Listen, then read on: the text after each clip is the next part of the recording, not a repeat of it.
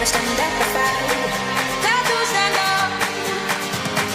Don't say you down. You gotta stand up and fight. Oh, you got to stand up.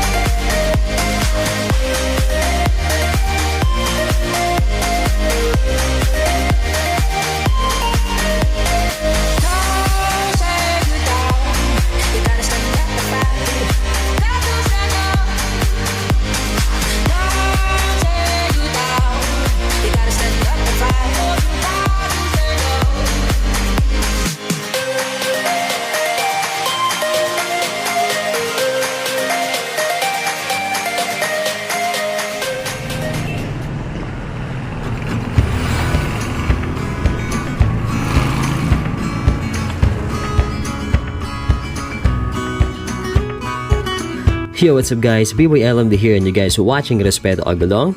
In today's episode, samahan nyo akong bumiyahe mula dito sa aming bayan, ang bayan ng Antipolo, papunta sa ilang mga landmark sa Maynila. So kung hindi ka pa nakapunta dito sa sentro ng ating bansa, o kaya naman ay matagal-tagal ka na ding hindi nakakaluwas, o baka gusto mo lang makasilip ng ilang mga video patungkol sa anong meron sa bayan na to, well, paniguradong magugustuhan mo to. Huwag kalimutan mag-subscribe sa ating YouTube channel at mag-follow na din sa ating Facebook page para updated ka palagi sa mga ganitong klaseng content. O tara, biyahe na tayo!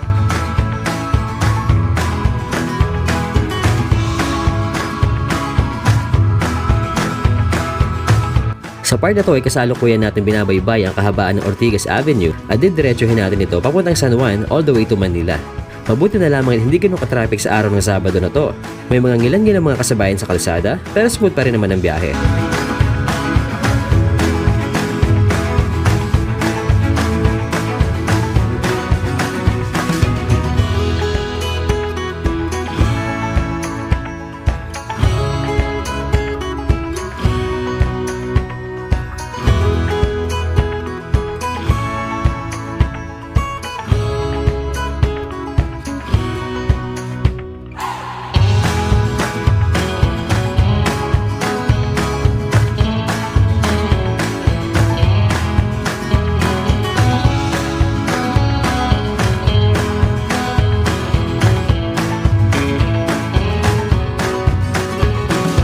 Paglipas ng ilang minuto ay narating na din natin ang Recto Avenue. U-turn lang tayo sa Bayliko sa may Isitan Mall, papuntang Plaza Miranda kung saan makikita ang sikat na simbahan ng Quiapo.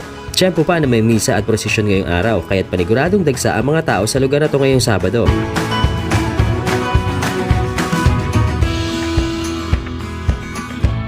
At eto na nga, pagtapos natin mag-park, eto, lakad muna naman tayo papuntang Hidalgo. Isa itong eskinita sa tapat ng simbahan na kung saan makikita ang mga iba't ibang bilihin. May mga tindahan ng prutas, mga damit, nagkalat ng mga pagawaan ng mga devices, at syempre, ang isa sa mga rason kung bakit tayo napadpad dito, ang pagawaan ng mga kamera.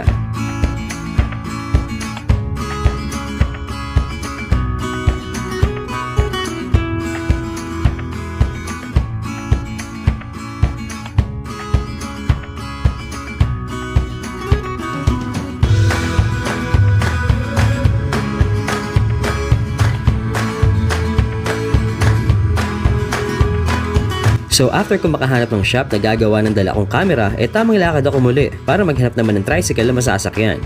This time, papunta naman ako ng Binondo.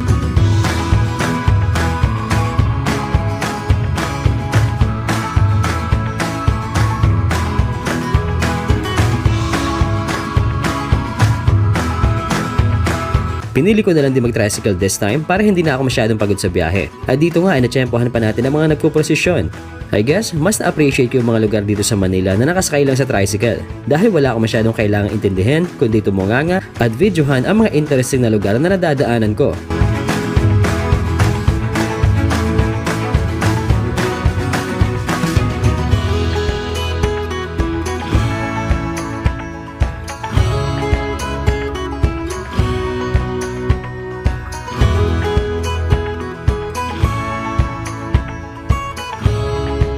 Eventually, nakarating na din ako ng Binondo. So lakad mode ulit tayo.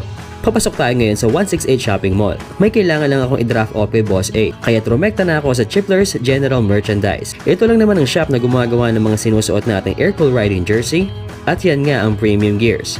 Expert ang shop na to pagdating sa mga customized printed items, kaya naman highly recommended talaga sila.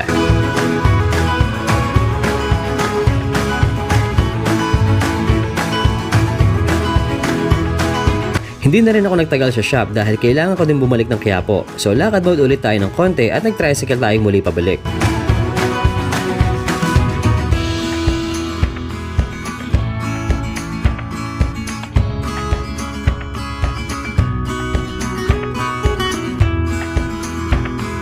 Past 7pm na din tayo nakabalik ng Quiapo at makikitang mas dumami pa ang mga tao ngayong gabi. Mabuti na lang din at hinintay pa ako ni Kuya na makabalik bago sila magsara ng shop nila. And I'm so glad na naayos na muli ang ating DSLR.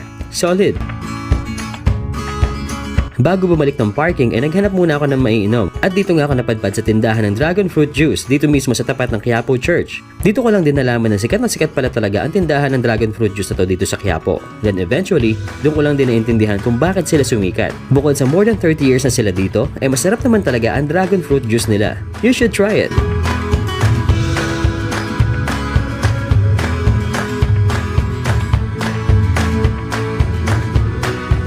Pagbalik dito sa parking ay hindi pa dito natatapos ang ating biyahe. Syempre, since andito na din naman tayo sa Manila, hindi pwedeng hindi tayo dadaan ng Binondo Intramuros Bridge. Mas maganda kasi itong pagmasdan sa gabi. Kaya kahit out of way yung ruta nito pa uwi ng Antipolo, ay bumiyahe pa rin tayo pabalik ng Binondo.